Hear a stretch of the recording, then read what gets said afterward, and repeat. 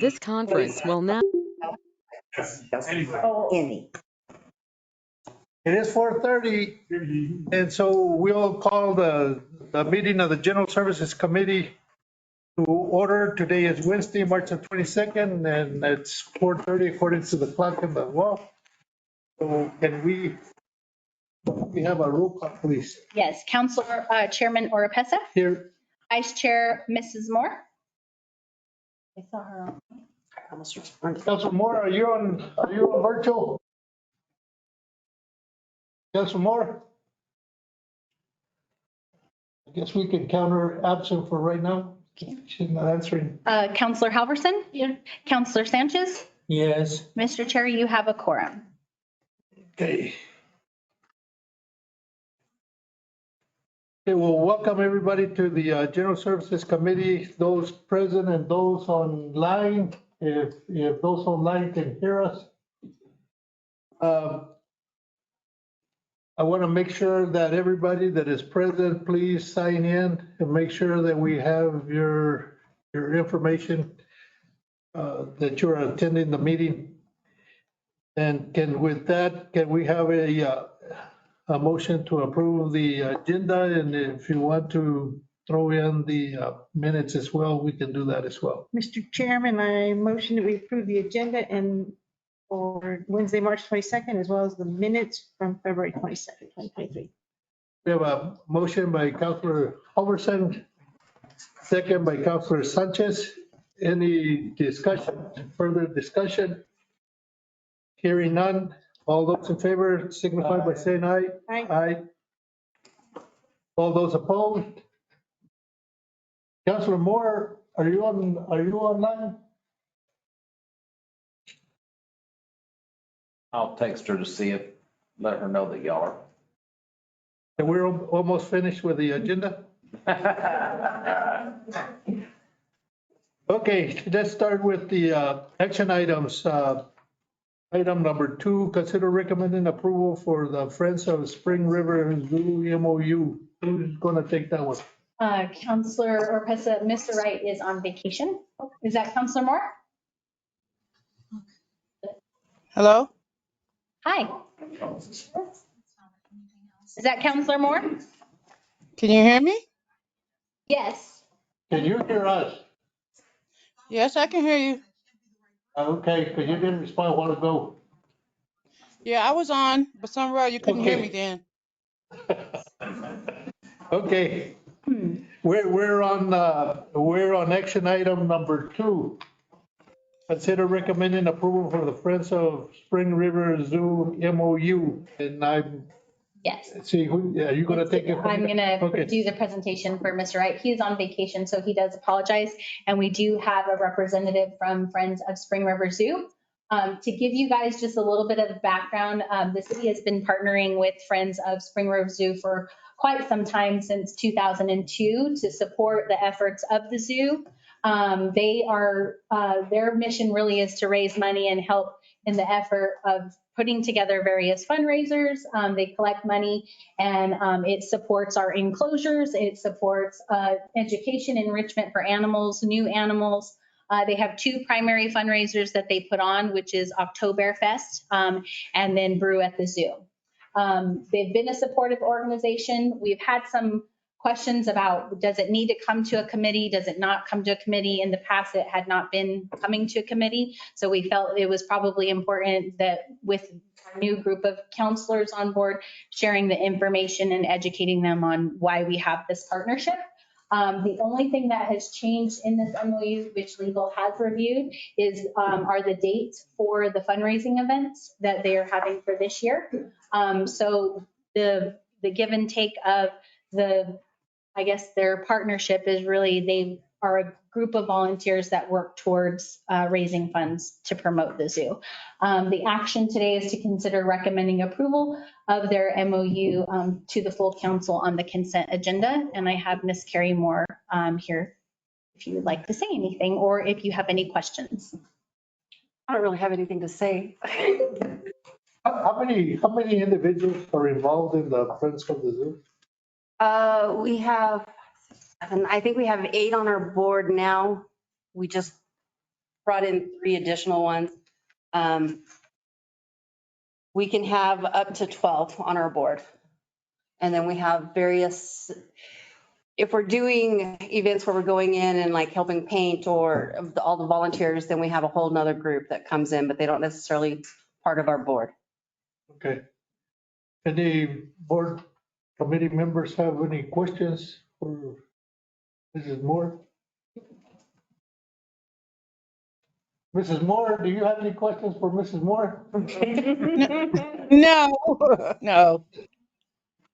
Okay. Then, does anybody in the public have any concerns or questions that they would like to ask?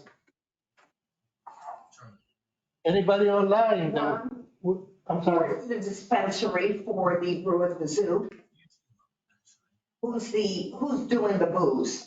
I do not know. Aren't there several? There's It's a variety of them. different breweries and distilleries across the state.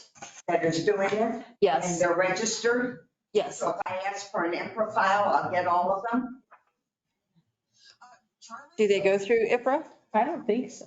No, because it's No. through the It's Friends. to the friend who did it. Yeah, but I can get it from the state. That's okay. I know how to get it. Well, you can get it off of our flyer. Every year we list which Breweries? breweries we Is use. it online? We haven't finished putting the flyer out yet because this hasn't been approved. I mean, it will be, But you have wineries too, don't you, that go through? yeah, I think there's 1 winery, there's 1 distillery, and I think we have 5 breweries right now. We put it out to everybody that's in the Brewers Guild and the New Mexico wine list and let them come back to us on if they want to participate. So let me ask a question of Amalia. If she is to ask for information as far as the breweries, will she be able to get that from your office? It doesn't come through our office, it's just the state license, they liquor license, you have to. I get it from alcohol and gaming. Yeah, Okay. thank you. Anybody else? Oh, But yeah, I guess you can't. I'll mute her for now. And then I can unmute her. Anybody online who would like to have any comments or concerns or suggestions? And if not, I guess we're ready for a motion if somebody wants to. Mr. Chairman, I make a motion that we approve the MOU. I guess it doesn't need to go to legal, does it? It's, I think it is going to legal because it's an MOU, but Well, then I'll motion we move it to council and then legal can decide. Okay. I'll do the consent agenda if that's all right with you. Stories like this. We can do a consent, but if it's going to go to another committee, They may pull it out. they will pull it out anyway. Yeah, So I'll do it consent and they can pull it out. Okay. And no one cares about a missing black girl. Miss- whoever is on there, can you please mute yourself? We can hear you. Okay, we got a motion to send it to full council on consent agenda. Second. Okay, we got a second. Any further discussion? Mr. Chair, Yes, ma'am. if it's going to legal, we just need to refer it to legal because it'll get really confusing if we go to city council and then back to legal. But do we know if it's going to legal? It's an MOU, right? So will. So all the MOUs will go, Yes. have to go to the. Okay, Mr. Chair, I amend my motion to send the recommendation approval for the Friends of Springer River Zoo MOU to go to legal. Okay, so we have an amended motion. Yeah. Second. Okay, No. do we have any questions over the amended motion for this item to go to be referred to legal committee? And if not, all those in favor signify by saying aye. Aye. Aye. Motion carried and it goes to legal. The next item is item number 3, action item number 3, in review and approval Approved discussion of trail connection option number 2 to connect Spring River Trail and Cielo Grande Trail. You want to drive through? Who, you gonna take this one? Yes, Mr. Okay. Chairman, committee, 3 of the counselors on the committee have already seen versions of this. One that hasn't is Council Halverson. Perry wasn't on the time, but on your committee, Mr. Sanchez, Mrs. Moore, yourself have seen different versions. Over the years, we've had options to connect the trails. Over the years, Montana was kicked out, Mississippi was kicked out. And option 1 is not viable to the cost. This was option 2. Just to refresh your memory of those that were here and up here. The idea is over here, not in my backyard or not in my front yard. And so that's what these over here, tying into the trail over there on 8th Street. As soon as we get past the private property, crossing the street and coming around. The 2 differences this year or this try are we're not in anybody's backyard or front yard. And the DOT is help funding us. We have $225,000 to do this. If it doesn't work, we send the money back. So I think we're down to the last option. So what I want to do is I want to take it to your committee here and you can send it to council. It's already on the agenda for infrastructure, and infrastructure can just, hear it and leave it as a non-action if it's already submitted to council. But that's where we're at. So the existing is the red, The existing is the red, that is correct. and then you're just looking to do that West 8. Yeah, what we do, we tie it in over here by the green on number 7, Mhm. and then come along the south side of the road. As soon as we pass the private property, we cross and tie in. This is the on-you pavement. We drop it, base course and pavement. There have been concerns about safety at the crossing. I don't know if anybody's been over there and paid attention to the blinking lights, the pedestrian lights at the college. Those would probably be the most economical. They're solar and they flash. Depending how much money is left or how the estimates are going in the market, we put a solar street light there. But other than that, it's just a trail. We had the signage and the crosswalk there, the flashing lights. And that way you can tie it in. And again, if you look at your abstract, 225,000 funded and 192,000, that is the DOT, the rest will be our match. Talking to the Spring River Foundation, there is a possibility we're a little low on some of this stuff, especially the safety. They might help out. I see members here, so. So let's start with the members, if they have any comments that they would like to make. At this particular point in time, after an 8-year struggle, we decided to step away from the project. Okay. So we'll have no further contribution. Okay. Committee members, do you have any questions? Councilor Perry? Do you mind, Council? Go ahead. Mr. Chairman, so on West 8th Street there, how far off of the road will you be able to get that trail? Be up against the fence. Which is roughly how far from? Probably about 8 feet from the fence where you'll be walking, 8 foot from the road. Are we concerned about any safety issues with that? Well, safety issues, we're gonna look at that. The first thing that we're programming is the safety lighting, pedestrian lighting. But we'll see where the money goes and see what, as far as delineators can go. We can delineate it. The thing is that I've noticed with all these trails, there is not a constant flow of traffic. It's intermediate. So even if we put the delineators to delineate, differentiate between a trail and a road, we could do that. And my other question, Mr. Chairman, option 1 there was the last one that I remembered us looking at. what happened to keep us from being able to? You gotta build a bridge across the Arroyo. He said the cost. Hmm. He said the cost, option one was too costly.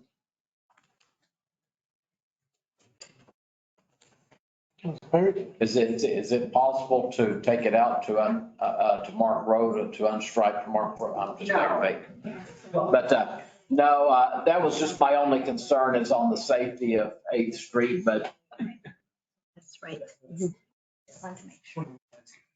I would agree that all these are safer routes, but they went to council, and every time council defeated them. the only other one, Mr. Chairman, and I'll be quiet. Did we look again? I know that we were just, that at the time, some time ago, when we were looking at that option one, option two, we were also looking at that option three of the alley there once again. The alley, we had two families, including an attorney, file protest.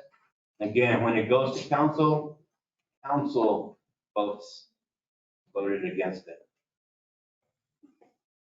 When we went to Mississippi, we had protesters. Well, I remember the one with Mississippi severely. I don't remember the one with the alley. That may have been during that 2 years where I was not on the council. But it's been around forever, so. Yeah, it has been around forever. It has for sure. Okay, Mr. Chairman, I'm sorry. That's fine. I mean, just my observation is that all these options have made it to council. Every time I go to back, council turns around and votes it no. The difference is here, we have money. We have money, and if we vote no, there's no options. There's the funding. That's one of the main differences here. We're in nobody's backyard. We're in nobody's front yard. We have the funding. And yeah, it's not the most safest route, but we'll provide delineators, flashing lights. I was saying even a possible street light at the crossing. I don't know if you've noticed over here on Virginia and on Atkinson, we put in the solar street lights at the crossings. Halverson? So you guys don't want to be involved at all? No, we feel that the safety issue is too great to have a lot of. On the 8th Street section? Not only the road, you've got the options on the other side. If you're right by the fence, you're right by it. That fall through. You see, I can hit the ball.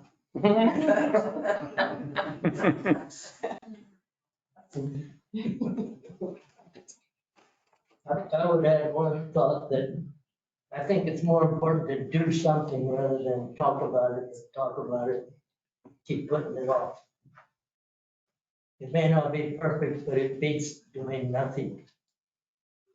I think that's what Ms. Mayhar's trying to do. And the rest of the money, where does that come from? Parks and Rec or No, that's coming out of, it's already on my budget for, coming out of road fund money. road fund? Okay. We're considering this as transportation. And that's how I got the money. I went to the DOT and out of the rural trail project funding. I put in an application and we hit. Good. Anybody present in the public that wants to make any comments? Anybody online? Councilor Moore, do you have anything to add? Well, I don't think it's gonna change anything. Seems like we've been talking about this since I've been on here. And I hate to feel that we go safety for money, just to say that. And I get that it's a money thing. And I know we've been talking, going back and forth. We made this decision in the council didn't like that one. Then we made that decision in the council didn't like. So I'm struggling. So we're gonna go with this little mile because it's cheaper and not for safety reasons. So I'm concerned about that, but like I said, I'm over it.com, as they say.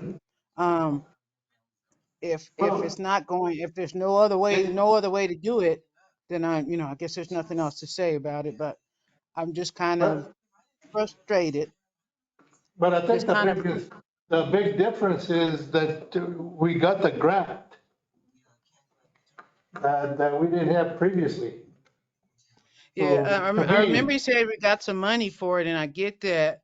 And And then I just know we had voted for one of the other ones and 3.0 and 2.5 and 3.7. And now we're on a whole different one. So that I don't even remember being in the picture. But if that's going to get it done and make those people happy that we need to make happy, I guess it's okay as long as we do as much as we can, for safety, to help curb safety, because that's not very far from the fence, especially if somebody's on their phone and they curbing. That's not much far. That's not too far. So I guess I'm done with that. What happened to the guy, did he say they were done talking about it? What's the other guy? I don't remember. It's been so long since we talked about this. That's because Spring River Friends, I believe, The committee You have people, Bob and yeah, those Ivan. committee that was coming all the time and yeah, they're and they here, were, Counselor. okay. And they're okay with this? No, they're backing Or they out. just like me, No, they're we're done? done, Councilor Moore. That's what I said, I'm done. So that's how I feel about it. All right. Well, it'll be done at the regular council for sure. Next time, Councilor Culberson, So from what I'm understanding, this has been on forever. for about So 80 years. Basically what, Well, all the other options have pretty well been. yeah, I remember you guys discussing the alley, but so what I'm understanding is this is just the only option at this point, and we have to use the grant money, so this at least connects the trails. You don't have to use the grant money, we can give it back. No, we want it. But we need to connect No, the trails. we don't want to get no money back. We ain't saying that. I mean, because if you can picture it, I can put, you've seen the delineators of the panels, the black and white panels, the yellow and black. You put them along that so somebody will see. Yeah. And the thing is, I understand what everybody's saying, but on any trail, do you see people there all the time? No. Do you see people on 8th Street all the time? No. Now during rush hour, yeah, they go through there and they go fast. I've done speed studies there. Well, and we could also have the police do close patrol or just the presence there on 8th Street, at least when it first opens, so people. Oh, you got something? Well, on the safety issue, I would just add that option 2 is a lot safer than what's been existing for about 15 years, where people are coming up the Hearst Trail and going on to 8th with no trail whatsoever. Yeah, at least there's something here. Is there anybody on virtual that would like to add their comments? Other than Mrs. Moore?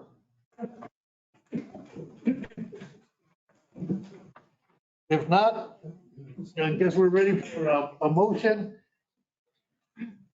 And I guess you can try it again. Send it. Can I send it to consent? Send it to consent. One thing, Mr. Chairman, I just wanna, I'll be saying this at infrastructure too. I will not be at council in April. You better find a good So representative. Ask the questions now. Remember that. But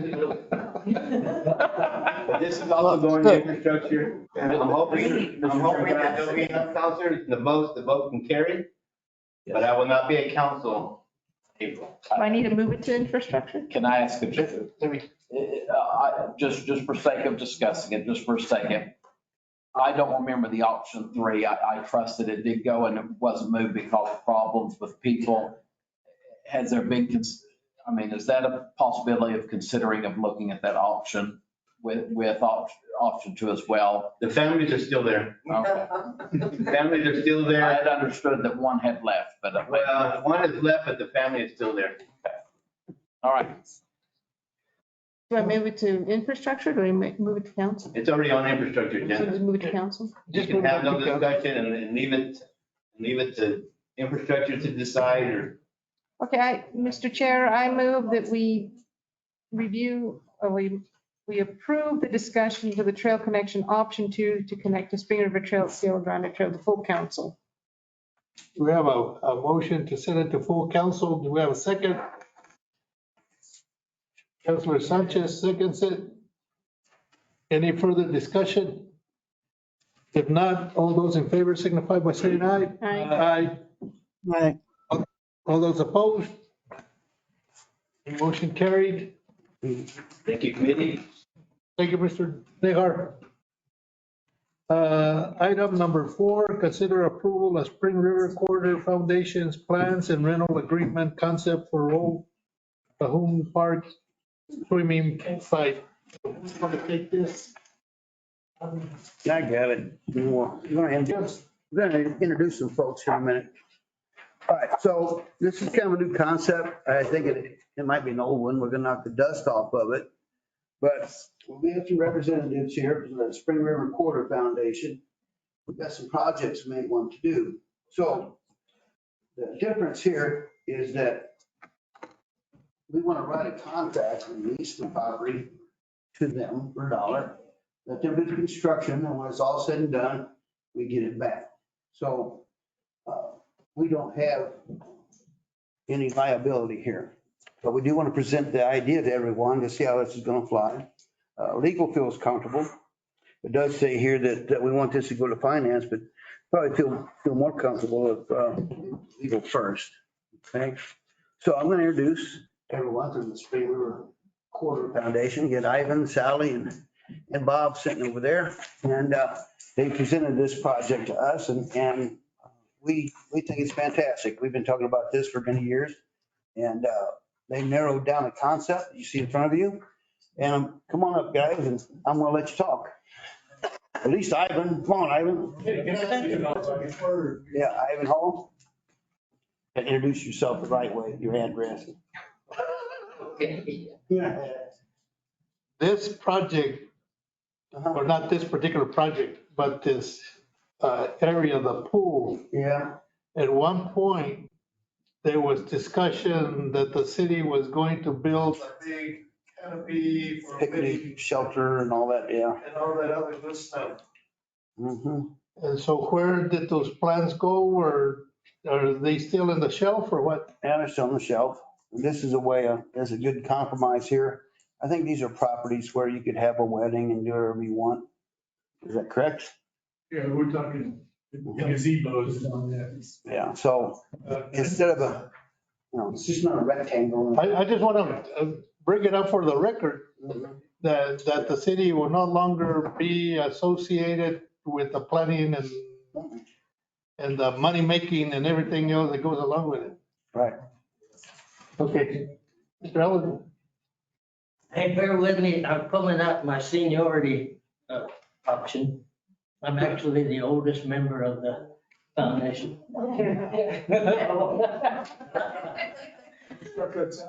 Let me hit you with 4 copies of a handout, 4 for the council and 3 for staff. But I want to first just put me on the clock for 5 minutes of history about the corridor. Being a tremendous asset, and to come to a conclusion that at the end of that statement, how great it's been over 3 decades of working with the city, management, engineering, parks and rec, and planning were all very helpful in getting us to the point where we are, which is a good point. This particular trail corridor actually made the New Mexico Magazine back in the early 90s, being the only real parkway in the whole state of New Mexico. Now we're probably 3rd place or whatever, but anyway, a great history here that I just wanted to emphasize that I think what Bob and Sally are going to present to you adds to the assets that are along this trail. It's not the trail so much, it's the assets, the community assets. There's 11 of them there that have improved over time. And when each one improves, it improves the whole corridor. I also added an exhibit under there. It's not really very important, but at one time back in the early 90s, we had some citizens who were saying the corridor and the money being spent on the corridor by cities, the state, and the feds even contributed some, was a waste and that it was benefiting only the north side of Roswell. And we made the point via this and some other discussions, that no, this is not a north trail, it's not a south corridor. It is a central city corridor connecting 11 fabulous pieces of community assets that are tied together by bicycles, by walking, and nowadays by skateboards and all these other little contraptions that you can use on a trail. Anyway, I'm through. I wanted to put that background because what a great partnership we've had with the city. Thank you. Thank you. Is either of you going to speak, or both of you? Feel like you think I'm gonna miss an opportunity?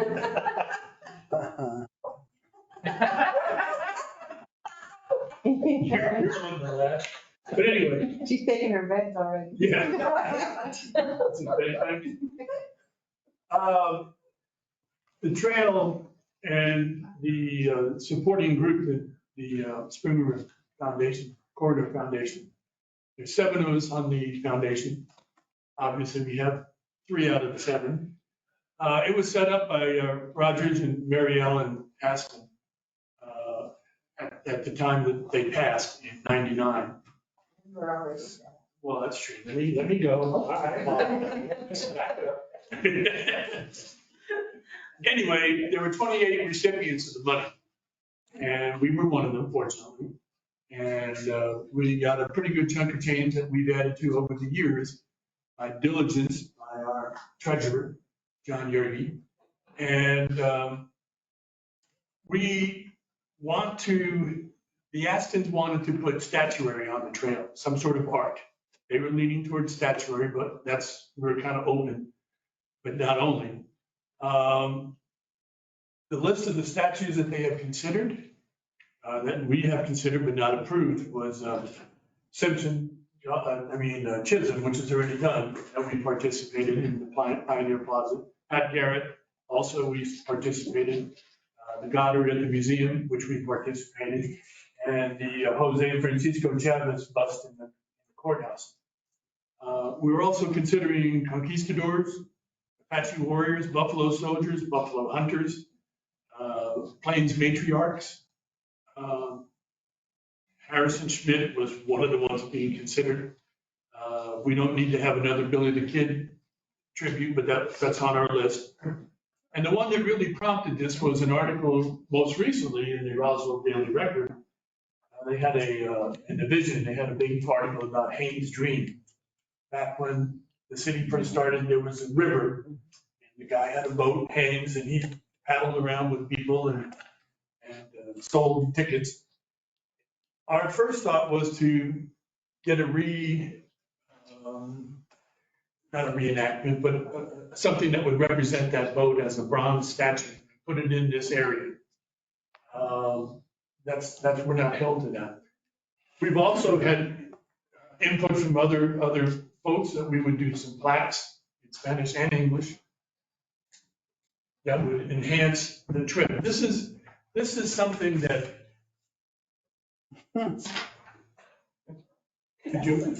Sorry. Ann Jaramillo, and Lily Jaramillo, was a former member of the board. And she thinks that this would build understanding and appreciation for the Southeast New Mexico history by merging history, art, and nature. You can get out and look at art, you can walk the trail, you can breathe the air. It's good for field trips and educational talks. And it's good for reflection and relaxation. We also have considered oil and gas, Blackdom, agriculture and ranching, Chihuahuita, the 56 baseball team, Little League. In other words, it's wide open and these things will be decided down the road, hopefully by some kind of input, maybe an open meeting or something where we can decide. But again, just to highlight, the trail runs from the zoo to enchanted lands. And it encompasses the disc golf, the bird sanctuary, the golf course, sunken gardens, Cahoon, the historical park soon to be developed, the Roswell Adult Center, Iron Cross Park, the Bremen Stadium, Roswell Museum and Art Center, the Anderson Museum, they could be easily tied in. Loveless Park and Pavilion, and the zoo. The only thing we'll need to do there would be to, the gates need to be reinstated so people have access. We are prepared to put up $500,000 to get the program going. So the only thing that we would ask is that Jim, his group of, his gang, here's the existing trail. We would like to see the trail not replace this, but just put this extension over here through the wall, where the wall is now. And this is a road that goes down to the golf course, the tennis courts. And then this here, the way it's shown, it's adjacent to the deck on the pool. The deck of the pool is still there. It's concrete. So we think that maybe that could be utilized and save some time. And then swing it around over here where it joins the other part of the trail and then out onto Union and across into East Roswell, if you will, to the zoo. We have gazebos. There'll be some statuary in here. And then this is just a few points that were put together. We had considered a building that could be used for changing. If people want to come, change, and then go over to the sunken gardens to do photos for their weddings, family things, whatever. We're all Roswellites, and we would like to see this area saved and saved in such a way that we could put in vegetation. We would have to curve this off here. This is all existing parking. This could be, this is not.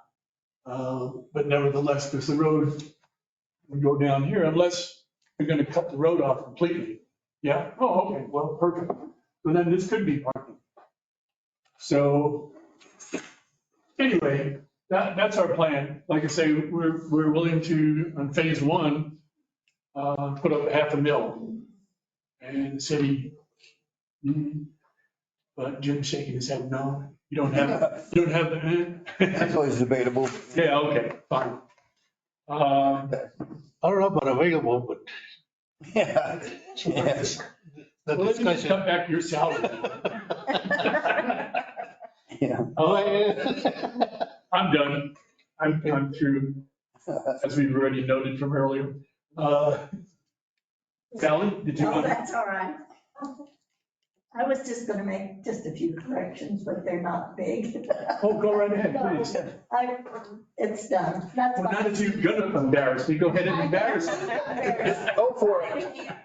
I'm not used to being quiet. Take a collection. Can't embarrass me, go ahead. No, that's fine. Okay, never mind.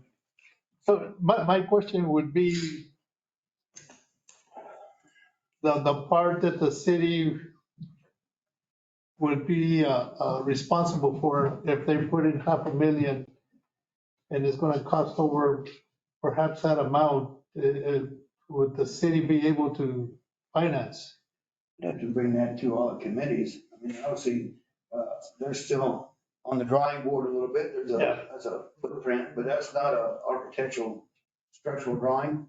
And obviously, we'd have to have, legal so far with the contract, engineering with how this is gonna look. There is water and electricity and sewer there because there's a pool. Mostly asphalt's there, so obviously we would help put in a little trail and save some of the stone there from the wall, so. Well, and I guess that's a discussion that finance would have to have anyway. Mr. Chair, we're scheduled to go to Finance or infrastructure? infrastructure. Okay. Next month. Yes. Okay. Nobody gave us any clue about finance. It's very little finance, we're the finance. Councilor Perry. For my discussions with Sally and Ivan And now I've got to talk to Bob, I guess, too. Yeah, there you go. Are we looking at a partnership sort of like what has happened in a few places in the past, like with the museum, where y'all would like to see the city turn the area over to you to allow you to do the funding and building and then handing back over to the city? Or are y'all now looking at just putting a $500,000 to the city and the city No, I think. just want to make sure this committee understands. He mentioned $1, they lease for $1. But if we,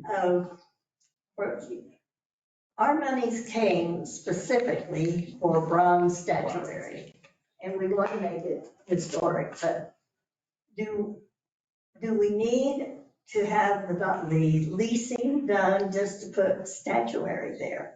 I mean, we would do this with everyone's consent, but we're hoping that the trail could, the city could make that addition for us. It would keep the walkers off of the road, which is not really safe because it's still used for vehicular traffic, so. So, Mr. Chairman, so are you speaking directly of just statuary right now, or y'all saying that part of y'all's consideration would be the gazebo Well, as the well? gazebo, I think we could do that and maybe have at least on that part of it. So Okay.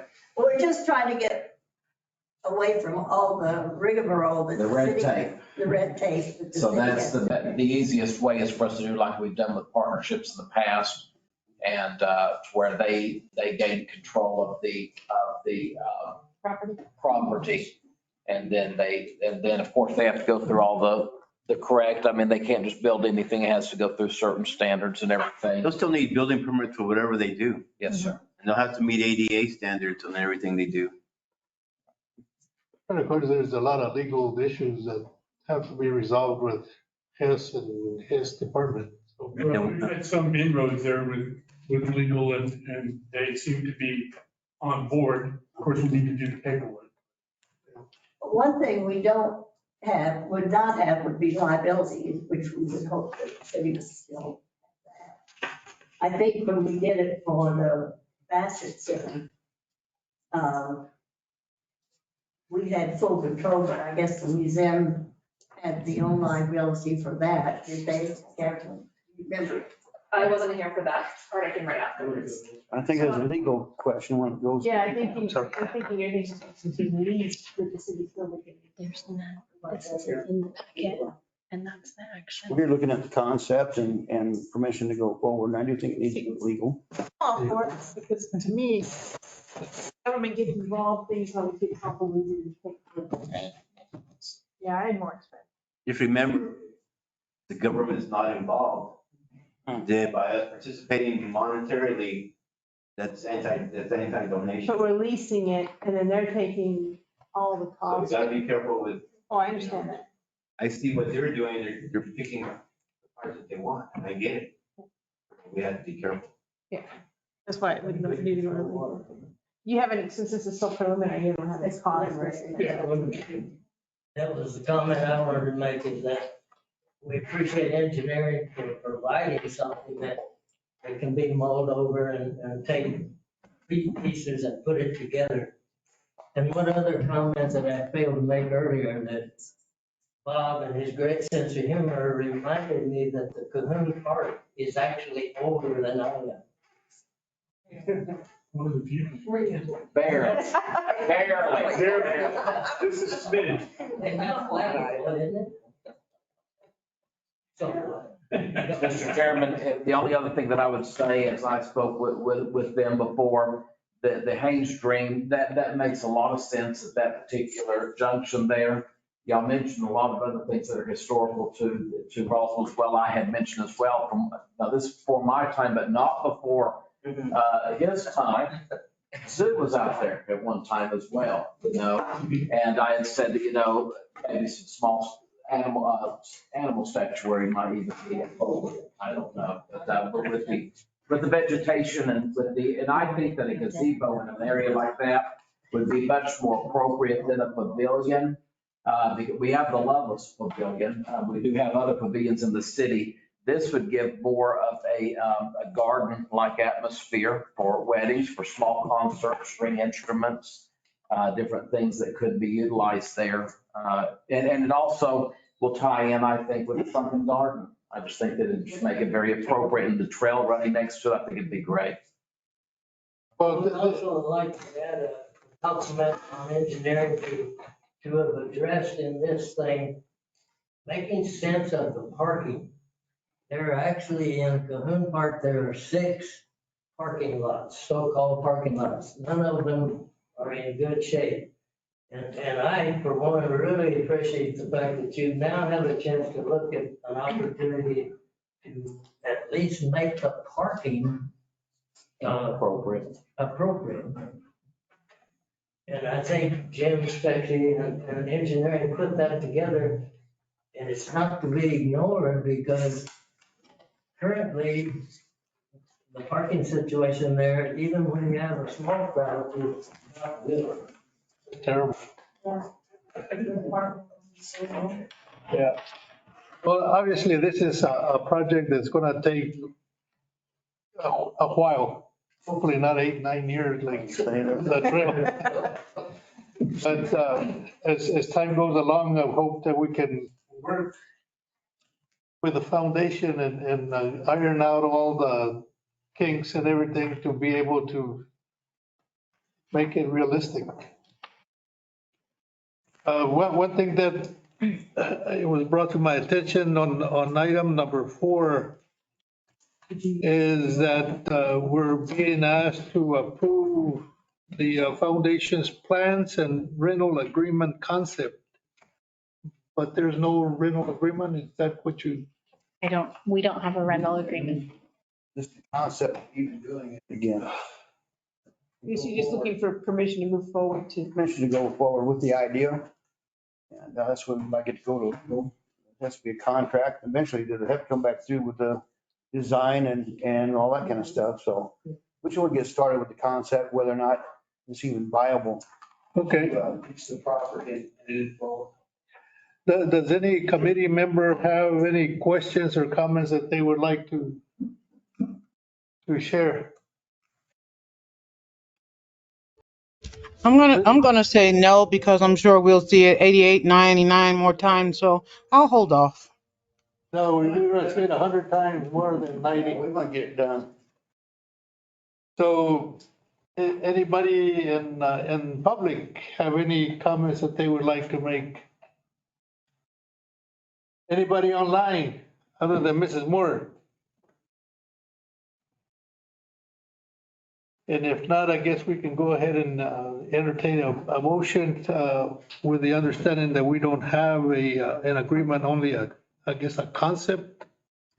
Mr. Chair, I move that we approve the concept of the foundation's, I guess, improvements to Cahoon Park pool area, and we move it to legal or to infrastructure, legal to work out. Well, I think it's in infrastructure already, right? Yeah. So I move that we send it to legal because But if we're gonna be talking contract, I think it needs to move to legal. Yeah. So I move that we send it to legal with, Okay, so we got a motion with recommendation, move forward. to move it to legal. We got a motion, do we have a second? Councilor Sanchez seconds it. Any further discussion? If not, all those in favor signify by saying aye. Aye. Aye. Aye. All those opposed, motion carried unanimously. And item number 5. Yes, sir. Since we're already on the agenda, can we still go to them next Monday? Sure. Or then we can pop over if you will, legal, the same at the end of the month, is that? 28th. Yeah. There was a change. We were supposed to meet tomorrow, It's too late. but they changed it to Tuesday. Tomorrow is the last. Yeah. Council Perry, I don't have them on the agenda. I didn't remember them on the agenda, but somebody said they were, so I. For legal or infrastructure? For infrastructure. Yeah, you put them on, you put it on. Not, when I heard it was coming here, we did not put it on the infrastructure. So maybe it doesn't have to go to construction. Well, with it, But you can do it. we can still do it, we can still, that's not a problem. Okay. When I understood it was coming here, that's when, yeah, that's not a problem. Okay. Item number 5, consider recommending approval of RFP 23013, scope of work for minor construction services and repairs throughout the city. Who's going to take that one? Counselor Orpesa and members of the committee, Mr. Holcomb had an emergency this afternoon. So between Mike and I, we're going to go ahead and present for him, if that's okay. This is to consider recommending approval of RFP 23013, scope of work for minor construction services and repairs throughout the city.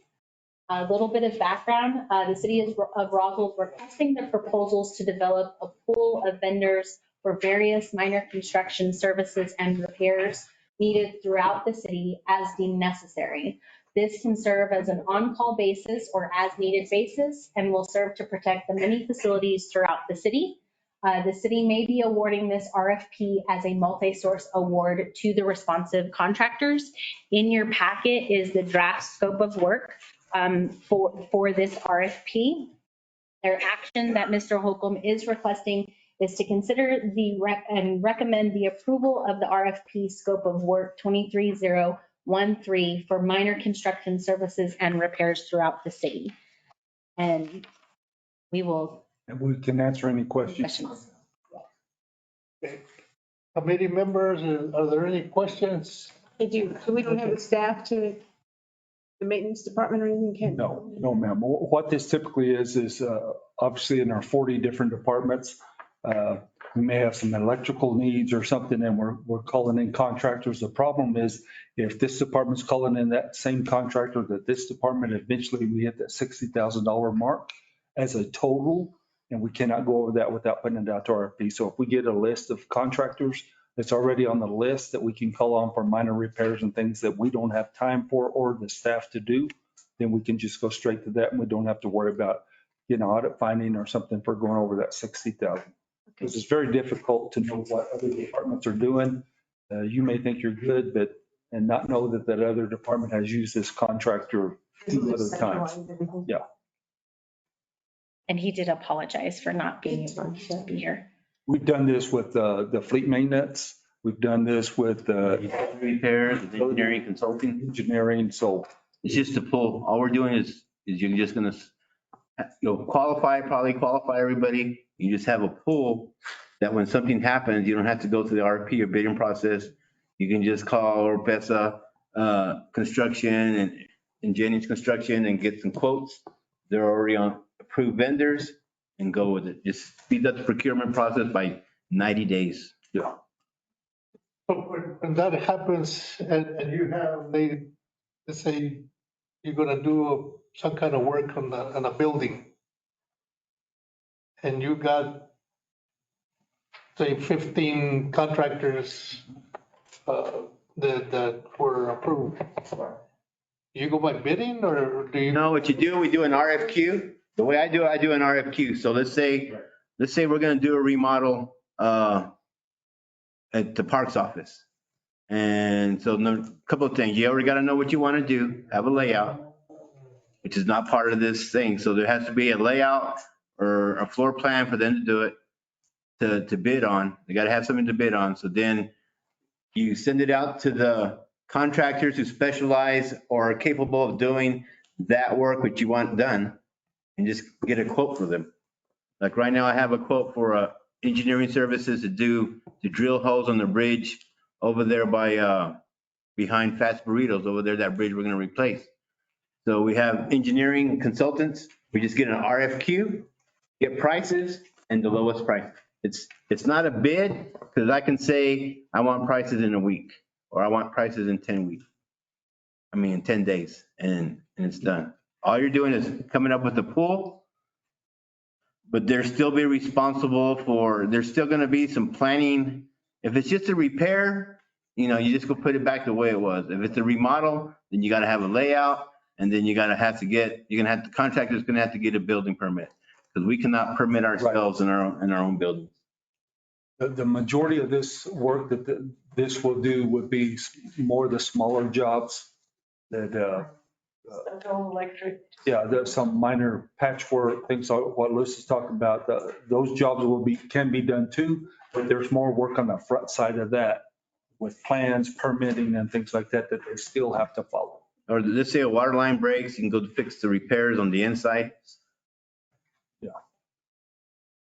It's good to have pools of vendors for almost everything. And it's really good for emergencies. We found that out on Fire Station 4. You know, when you have a water leak and you flood an entire building and you got to get that repaired and try to get people back in there. And if you had something like this, you could have got quotes from everybody on that list that does that type of repairs. And almost overnight, because it was an emergency, got, you know, the ones that wanted to bid on it, give you a written quote and go with the lowest bidder, pull your PO. We don't have audit findings and we can move on with that project. Sure. So do the vendors apply to be part of this? Yeah, The RFP is, yeah. you want to be the part of the pool? Yeah, it's called responding to the RFP. Yeah, okay. So they have to submit to it. So there could be a unlimited number of contractors. Absolutely. We have one for a demolition. So every time they're going to demo a house, we haven't done one in quite a while, but when they're going to, they'll send the addresses out to everybody on that list. They choose whether or not they want to bid on it or not. They'll give them a deadline. I need this by 2 weeks from Friday. And whatever we receive by that deadline, those are the bids that we take in and review. Okay. Any further questions? Committee members? Ms. Moore? Anybody from the public have any questions? Anybody online have any questions? Check the chat. And I guess,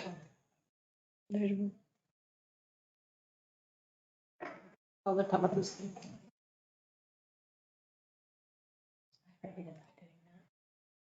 I guess we don't have any further questions, and if we don't, then I'll entertain a motion to proceed. Chair, I move that we recommend approval of RFP 23013, scope of work for minor construction services and repairs throughout the city to the consent agenda of the next city council meeting. And Second. A motion and a second. Any further discussion? If not, all those in favor signify by saying aye. Aye. Aye. And aye. Motion carried unanimously. And we'll go to the only non-action item on the agenda, item number 6, Charlie McVay softball complex Pee Wee field update. Mr. Chairman, members of the committee, I'll take this one. Councilor Sanchez, a couple months ago, I gathered up this information. I want to thank the engineering, especially the clerk's office, because they've dug through boxes for a week now trying to find information on the girls softball field. Engineering provided me with, I asked Lewis to hang around because he can add a lot more information to this than I can. But the only drawing that we actually have of that facility is this drawing here. What we've been able to find is the clerk's office going through the old agendas back from 2012 when this project was being done. The best we can come up with is that this was the only conceptual drawing that we had of it. And there was approximately $750,000, and Lewis can correct me if I'm wrong, to build this. And they built what they could at that time. The netting was added years later. So all I can do is assume, and Lewis can assume, everybody else, is that they spent that $750,000 up to this point, and there was no more money left to do the Pee Wee field. But we have not been able to find anything in any of our documents. Councilor Perry was actually here this afternoon where the clerks were going through the agenda packets from 2012. There wasn't a lot of information provided in those packets back in that day. You didn't have blueprints, you didn't have anything else. Engineering kept a great list of cost and stuff for the project through the engineer's office, but there's not any information telling us why that field was not built. All we can assume, and I wasn't there, was that there was X number of dollars allocated for that project. It went as far as it could go, and when they spent it all, that's where it ended. And then years later, you came back and got additional funding for the netting. But I can't swear to that. I don't know. I remember that the 5 fields were on there and we had to cut costs. Pee Wee field got cut and the netting got cut. Everything that got cut except for bathroom and concession building. And then there was 2 contracts, one to Ag Services to do the fields and that part, the Advantage Engineering did the concessions and the bathroom building. And we were helping inspect that. And then at the end, 2 weeks before it was supposed to open, there was no money left and engineering had to pay for, as you walk in the gates, the paving around there, that came out of engineering budget because there was no more money. So engineering went in there and we got our road money, put that in there for that. You know, the only thing that I can say about that is, because this one came through Parks and Rec Commission? committee. Well, it was combination of committee and commission that they were meeting at the same time. Okay. And when we started the discussion with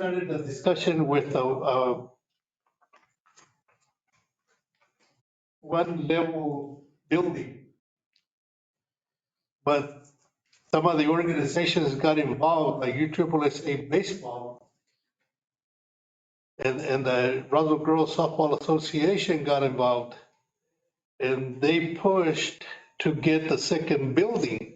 Second story? Or second story, not the second building, second story. And if I remember correctly, that second story was in the range of $90,000, $95,000. And so I don't know whether they took the money that they were going to use for the small field and built the second story on the building or not. But Mr. Chairman, what I found in the records, and actually these were the records from the planning director at the time, Michael Vickers. Yep. And I went through his old hard drive and there was a grant for this. He was responsible for the grant. They used all the money for the grant. And if that's all the funding that they had, that's probably what they did for the second story. Well, actually, they were short $300,000. And this item came to Finance Committee at that point. And I remember that the vote was 2-1 to send it to full council to approve the extra $300,000 because I think it was Larry Fry. I remember who was it. That would have been Larry Fry. That made that decision that we had enough money to be able to finish the project, which was on top of the grant that you're talking about. Okay. And so that's the reason that it got, I guess, 95% built. But let me ask Mrs. Sanchez. Mrs. Sanchez, are you still online? And the reason I'm asking Mrs. Sanchez is because last meeting, we were having a difficult time communicating. And she said that she would go back and I want to make sure that was what Councilor Sanchez was trying to communicate to the committee. Yes. Can you hear? There you are. Yes. Can you tell us whether you were able to ascertain what was it that we were trying to discuss last time? Yes, what you all discussed just now was right on point. Okay, so it was the Pee Wee field. Yes. Okay. And why it wasn't done when the funds had been approved. Okay, thank you very much. You're welcome. So is there any further discussion on this item? Like I said, I have the purchase orders, the council checks and stuff. But we have, and we're still going to go over to the warehouse and dig through the recreation committee information on Friday to see if we can find anything else. But at this point, I cannot find anything else here that leads me to believe other than there was X number of dollars allocated to this project, kind of like the splash pad on Southeast Main that we got the 450,000 legislative money and that's all we put into it. I'm thinking that's probably what happened here. There was only X number of dollars. They went as far as they could go. And once they got to that point, then they stopped. And there hasn't been further money allocated for that. But in order to do that, then money would have to be allocated to do it. I guess my question to Councilor Sanchez would be, are you trying to determine whether we can get the field done or? Yes, yes. Is it, are you still involved with Russell Gross softball? Are you personally involved with the Russell Gross softball? Yes. Okay, Yeah. because, you know, to me, they've been able to live without the small field for 10 years. In 2013, it's when we had the celebration. But if that's important to you, I would say, you know, we need to pursue that. I can get with Jim Burris and as we're going into budget talks, starting on Monday with each department. And if he can include something to have the discussion with finance or the department heads and stuff as we bring them in. And then, I don't know. It's under recreation for Colette, under sports. Okay, our recreation, I'm sorry. Is that Jay? Is that along Garden? No, that's in the parking lot of the Wool Bowl. Right next to the men's ball field. In between the men's. Yeah, Oh, okay. on the south side. Oh, okay. Yeah. Chairperson Orpesa, Yes, ma'am. didn't we, I remember sitting in some of those meetings, didn't you get money or didn't Sir Toma and the Elks say that they would put up money once the fields were done? Maybe they have some information. They were going to buy the scoreboards. They did. They did. Yes. Maybe they have some information in their old files. Have you talked to Sir Toma or the Elks about that? I haven't. I mean, that's something that maybe Mike pursue. But I do know that they bought the 4. Right. So they would have some diagrams, so they should have something, because I think that the discussion was, I mean, I've slept since then. I think that the idea was that they didn't have enough money, so the civic organizations were going to put up the money, and I know for sure Sir Toma and the Elks, because I'm still an Elk, but I was a Sir Toma at the time, that they put up the money so you wouldn't have to use the money. Am I right? Do you remember that? Well, actually, they bought them. They bought the scoreboards for all 4 So fields. wouldn't they maybe have some diagrams or something that you would need? You don't think so? No, typically they do make a donation, earmark it for the purchase of that piece of equipment or something like that. But like I said, as we start into budget talks, if we want to add additional field or something, that's going to have to be on a separate memo that comes forward from the department head into the budget meetings and whether or not it can be included or not. And looking at the budget and stuff this year, I'm not very confident that it would be added this year. And I'm just being very transparent and honest with you. That the request can be put on the table and discussed at those meetings. So. Any further discussion from anybody that is here in person? And Councilor or Mr. Chair, I will, if we find something, I say we, if Amalia finds something over in the archives on Friday that is different than what I've told you, I will come back and tell you that. You know, I actually went through all the agendas as well. And I mean, sorry to say, we didn't keep good records back then. Right. because I couldn't even find the money that was allocated by the city, $25,000 to have that free tournament that we opened the ceremonies with in June. And out of the 25, we used like 18,000, 19,000. I couldn't find any record of that either. And unfortunately, on staff, I don't think there was anybody here that was actually involved in that project. Mr. Vickers is gone. Of course, we're all new, so we're just trying to find the information and disseminate that information, and there's not a lot of that information. Yeah, engineering came in to clean up the mess, but that was it. Yeah, unfortunately, we're in a bad situation as far as record keeping is concerned. I'll keep looking though. We'll keep looking. Yeah. See what we can find. But I think from Mr. Sanchez's part, if that's important to him, he needs to continue pushing it. Yeah. But I want to make sure that we covered the issue. And so, and Mr. Sanchez has confirmed that that's what you were trying to communicate. And Mr. Chair, counselors, between Colette and I will work on that memo to make sure that it is included. Yeah, okay.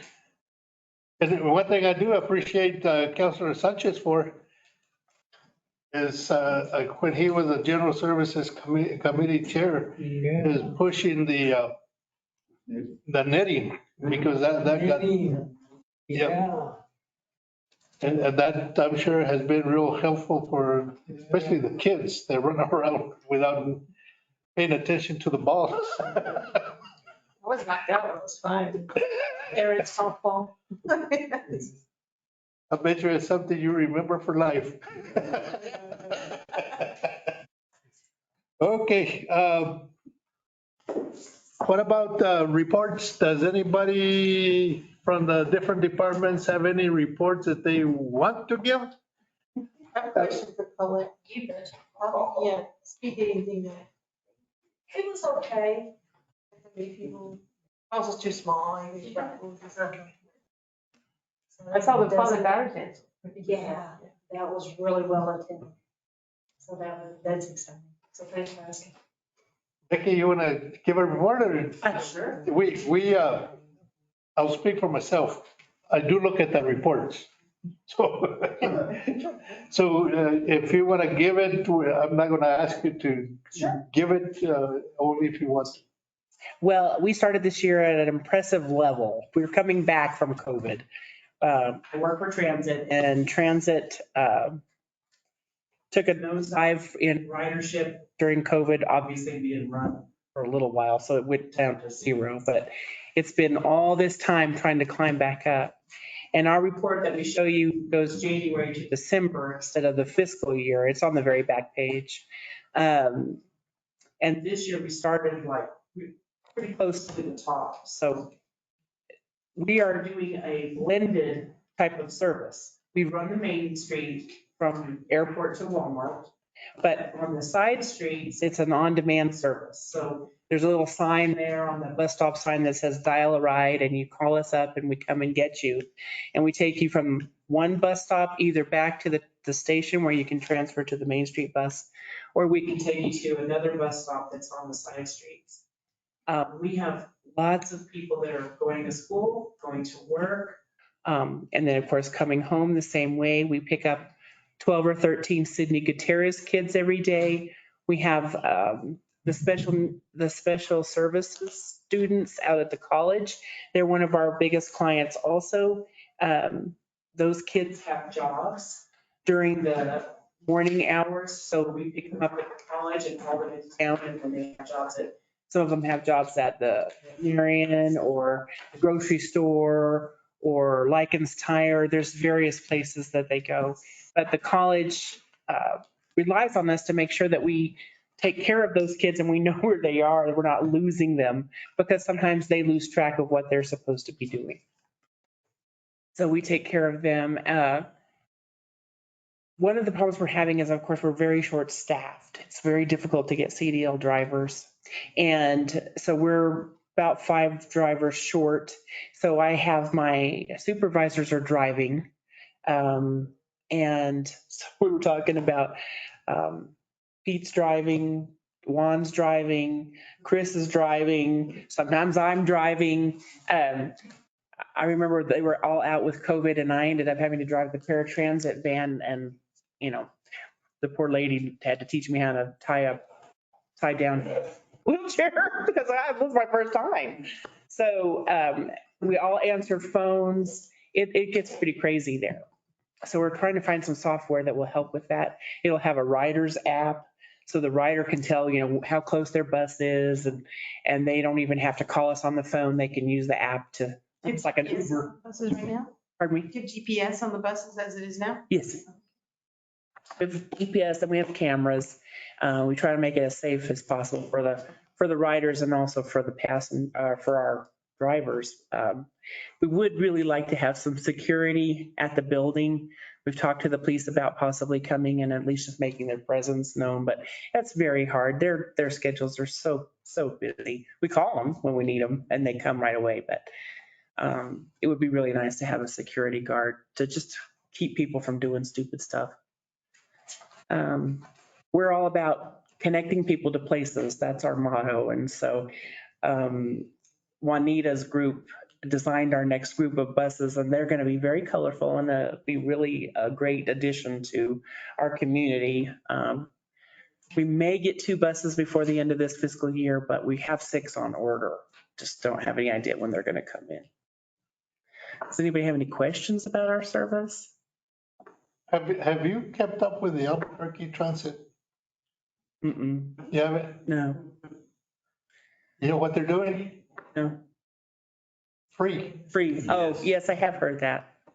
Yeah, I am the secretary for the New Mexico Transportation Association, and there are many communities that are using fare free, but it's not always a positive thing. So fare free can elicit some people to come ride constantly. So here we have a 1 round limit. If you are homeless, even if you have a bus pass and you get on the bus, you can't ride it all day long. You can ride 1 time around and then you have to get off for a little while and you can get back on later because otherwise they'll just sit on the bus the entire day. That takes up space for other people who really need to use the bus to get where they're going. So that has caused some issues for them. And some of the communities that were using fare free have decided to at least charge something. Our rates compared to other places are very, very low. And we have a program where we have people that donate money that help buy passes for veterans or people who just don't have the money to get that done. We have one donor who contributes so that all disabled and all elderly, it would normally cost them $12.70 for a bus pass. They only pay $10. That person kicks in the other $2.70 for all of those people. So we have, and then since November, we've been trying to make sure that all veterans ride free. So we have some people donating towards that to make sure that we have enough money for those people to get bus passes for free. So the city's still getting the income, but it's coming, in a different way.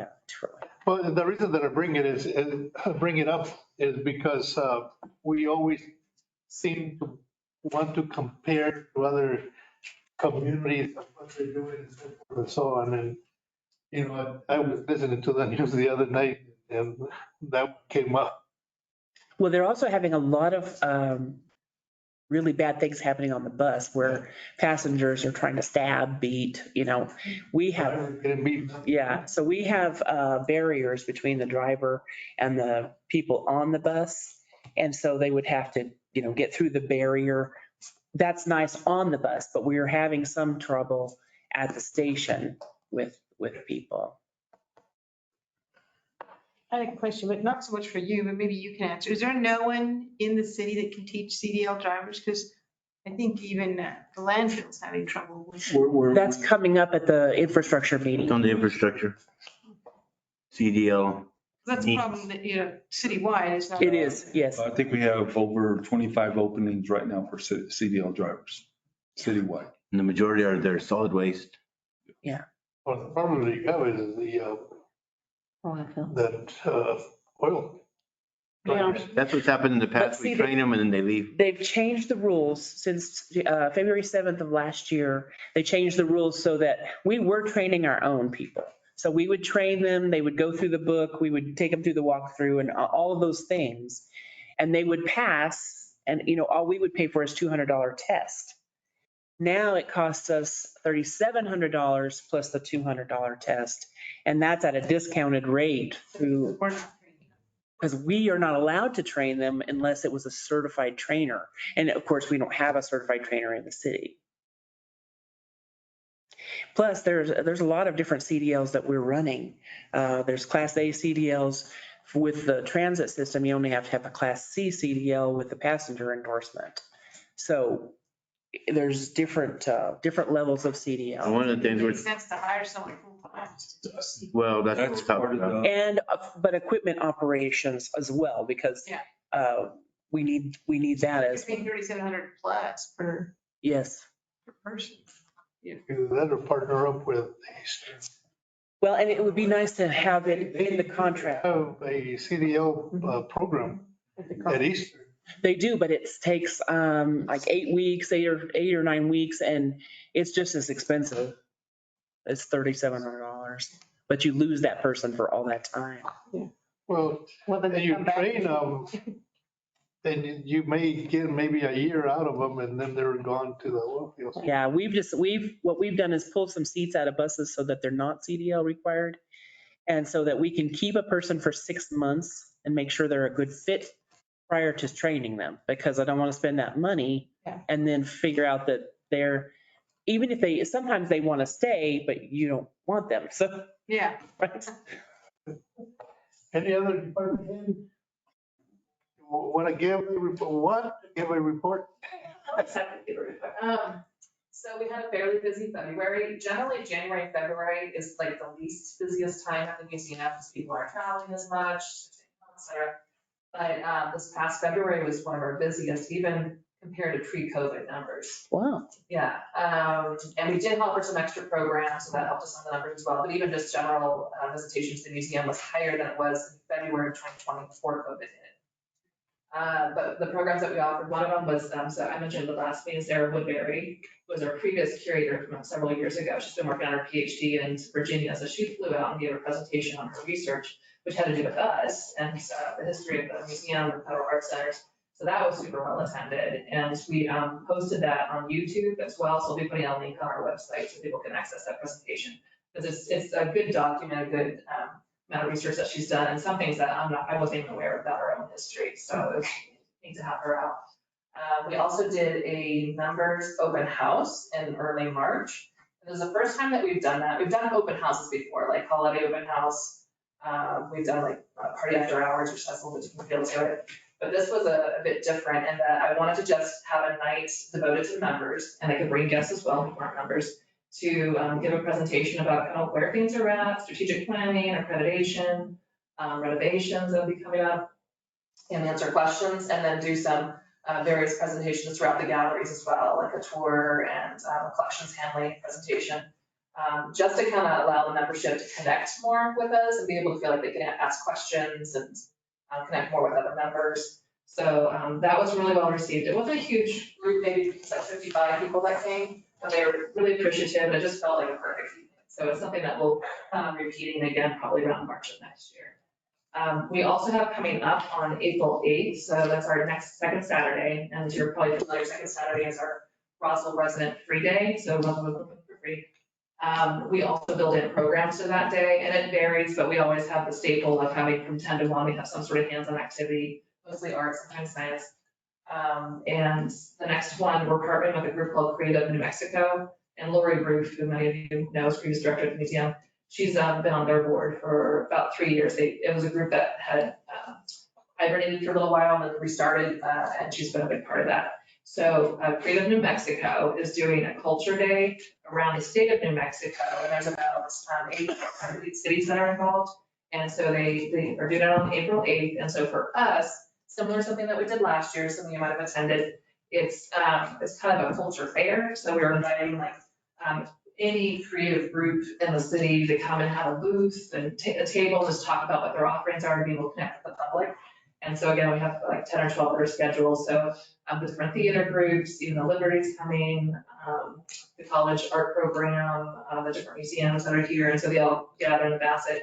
And we're also having the Irish Society come out. They're going to do the hands-on activity this time, gardening activity in the courtyard. So again, that's on April 8th, and the mayor's going to do a proclamation in the morning at 10 o'clock to start that.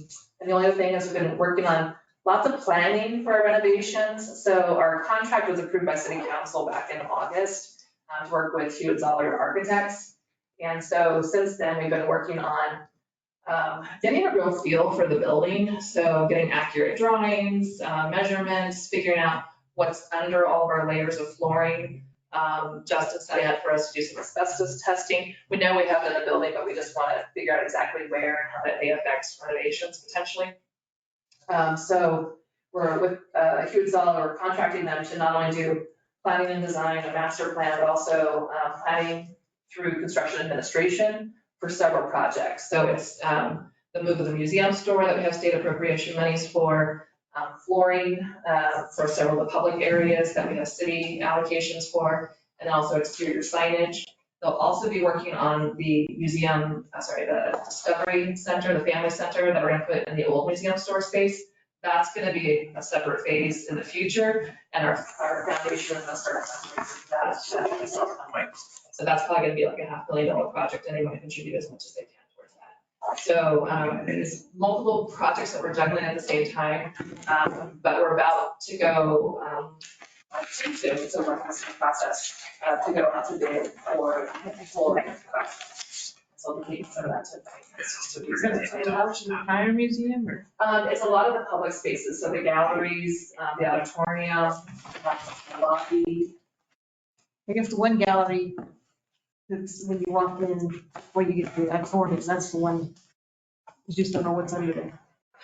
We've pulled back all the carpeting and layers, so we kind of have an idea whether it's plywood, particle board, decking. There's a couple of galleries that when you walk through them, they, what's the word? They bounce. Oh, yes.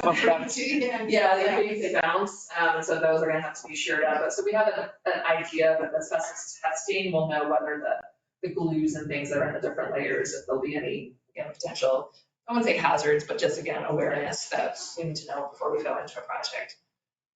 So yeah, a lot that we're juggling and going into, and it's been fun. Jim, my turn.